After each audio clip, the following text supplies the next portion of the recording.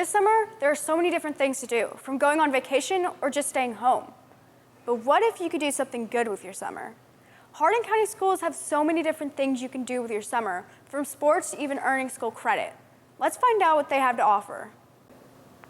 Our team spent a day with the director of the Invention Camp, where kids can learn and create STEM projects. Let's see what we got.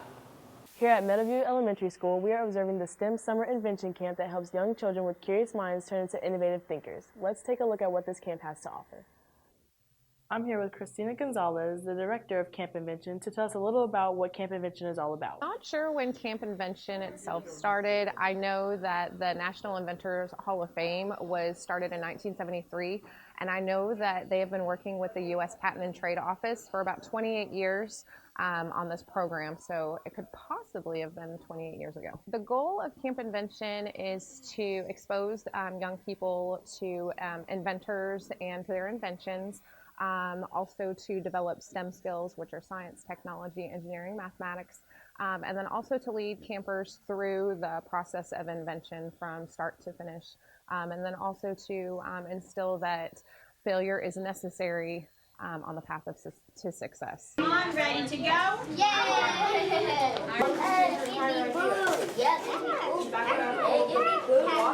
Camp Invention was started to inspire young innovators to dream and to create, to use STEM skills, and then also to work cooperatively to solve real-world problems. Camp Invention has helped me because it helps me learn a little bit more since I'm not in school. And I thought it would be fun, and I never came here before, and I thought I would enjoy it. Camp Invention is a nationally acclaimed summer program where STEM concepts come to life.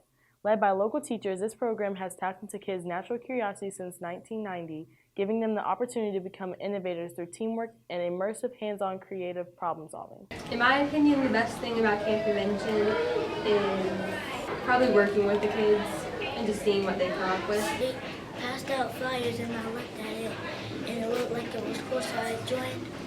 Here, we see young minds at work creating products in the field of what they would like to study in the future. I always wanted to join it because I feel like it's always going to affect me if I don't learn a lot more and for the future, for my next grade, and it just helps me get a better education, and I love science. For nearly 2 decades, Camp Invention's impact has been measured through independent evaluations.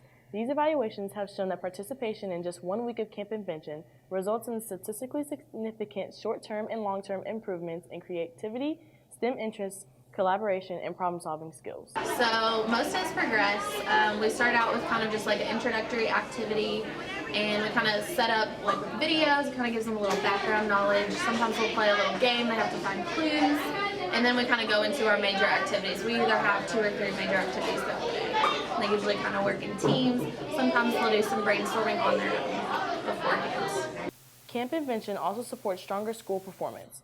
A third-party evaluation found that participation in Camp Invention contributes to these 3 key steps to ensuring your child follows a career path: increase attendance, increase in students' average GPA, and improve test scores. That sounds like a lot of fun. Something else that sounds like fun is playing and learning a new sport.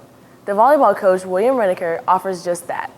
I'm at Central Hardin with the volleyball coach, William Reckner, to talk about this summer's volleyball camp. Been doing this for probably 17 years for Central now, and when we very first started, there was no elementary volleyball, there was no middle school volleyball, so really we started it just to have kids have a chance to learn what volleyball is and maybe to fall in love with the sport. My favorite thing about the camp is probably getting to teach the little kids and watching them improve and seeing them grow in the sport.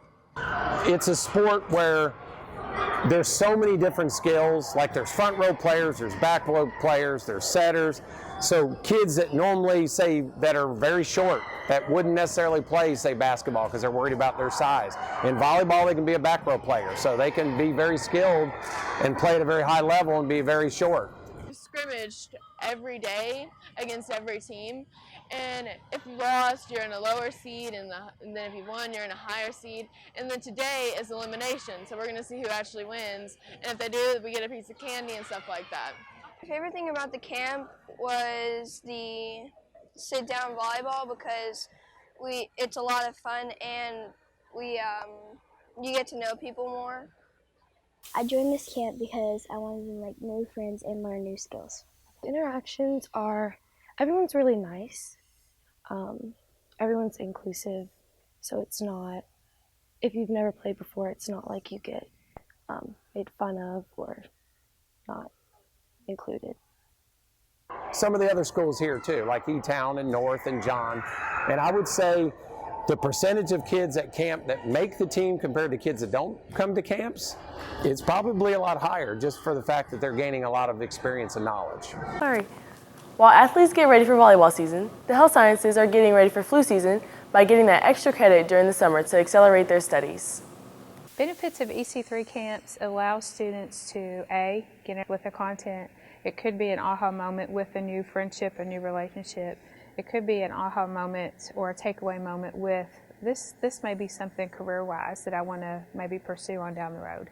Honestly, when I was younger, I always wanted to be a nurse, but I never realized that I loved teaching. And I used to joke when I was younger I would never want to be a teacher. But it was actually nursing that taught me that I love to teach. I love to teach my patients, their families, and one day it just kind of clicked for kids to learn, even if maybe they don't decide to go into it later in life, just because a little bit of knowledge in healthcare can actually help anyone save a life. Everyone should be CPR certified, etc. Summer goals for my campers this year is that they just have fun, and then they can see if maybe healthcare is something that they are interested in. Just to learn about the human body, and to later in life I may need to know some things. Well, there's some kids in there that want to be like a nurse or like a doctor, so they may get a lot of knowledge off of this. And, someday I may change my career and want to be a nurse or a doctor.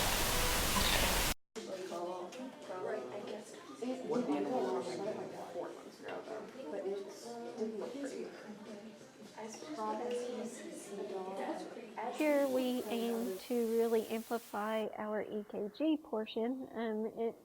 It all involves with the heart, and of course we only have one heart, and heart attacks happen every single day, and it's something that's a leading cause of death in our country.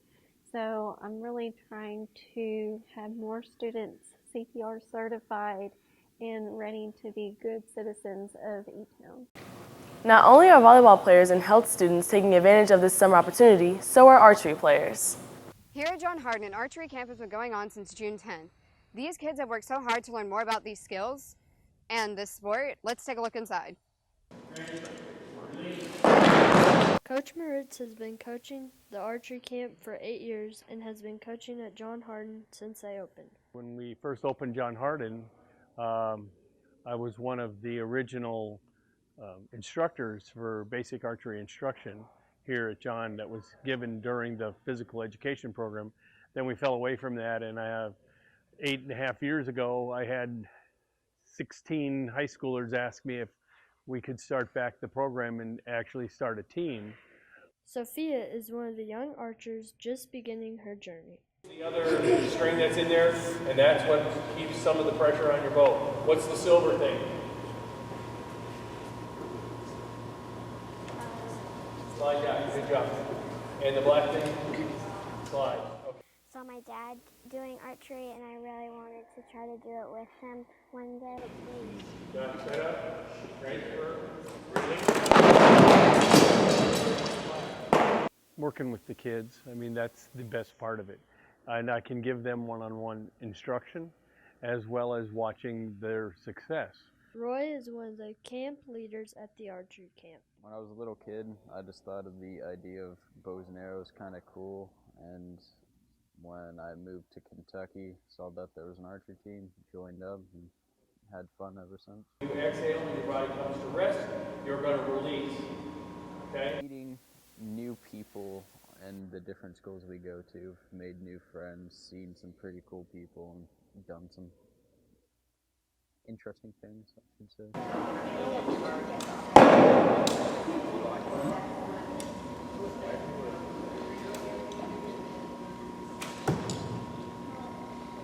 Trying to get better and better at archery. This year, I'd really like to see the high school team shoot at least a 33.50, which is going to be a substantial step from last year. The middle school team, I'd like to see them shoot about a 32.75, where they really need to start to focus in on. After a day of practice on the standard targets, the older students advance to the 3D targets, which are used in competitions.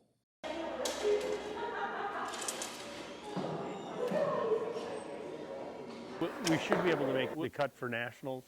I would say we may go to World next year.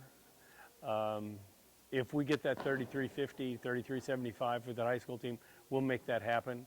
But their future is strong. I've got a lot.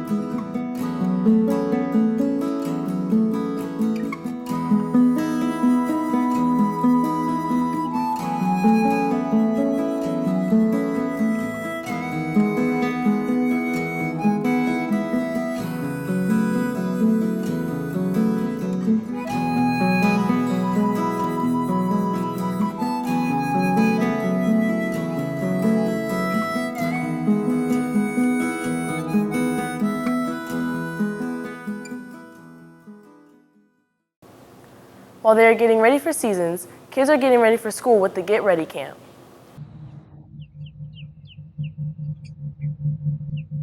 The Get Ready Camp is for the community where we help the adults or even the children get comfortable with going to preschool or kindergarten because they all have like fears of the unknown. And so we kind of bring different skills like math and literacy and fine motor with the hands and movement so that they can start to become comfortable and get used to those types of things. The camp to me is giving back to the community. I used to work for the school system for 7 years, and so I love to be able to be a part of still the kids' development and to see them grow and to become, their own individuals and learning different things. It is important for the parents to bring the children to the camp because a lot of times when they're at home, sometimes they don't know some things to do, and so to give them ideas, simple, cheap ideas, cost efficient, for them to start to be able to use simple things around their house. So it starts to build them and also starts to allow them to get used to the school system, where a lot of them don't understand or know how the school system works. And so to be able to come to the site or the camps, they allow them to see the different things that they will do, and the child could come to this site, at North Park or wherever.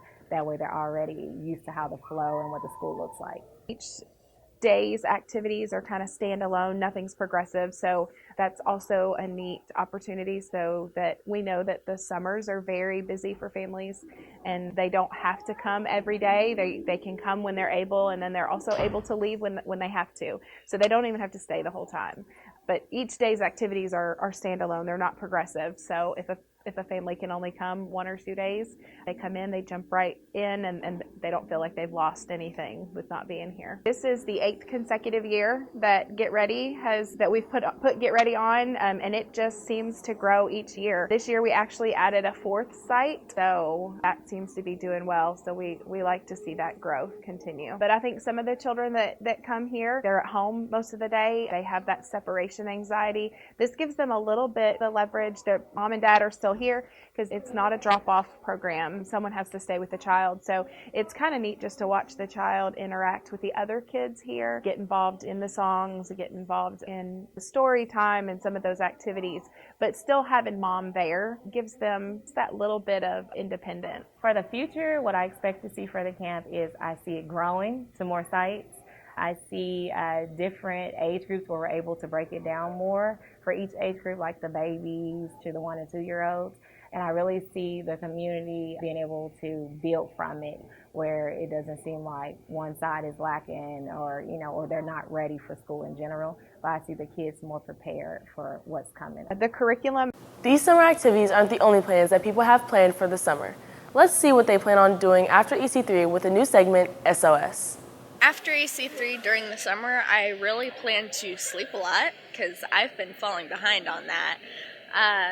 But I also intend on doing some work with my dad on our cars, which have been broken down. And we plan on traveling a bit probably and hanging out with my friends. I'm going to be hanging out with a lot of my friends and possibly going to Holiday World and a few other fun places. I'm actually going to Hawaii. I plan on going to a church camp and then going to band camp, and then school's going to start again. I plan on getting ready to start my cross country season again for the third year in a row. This time I'm going to work harder than what I did last season and enjoy the rest of my summer. So many things you could do this summer. I don't know what to choose.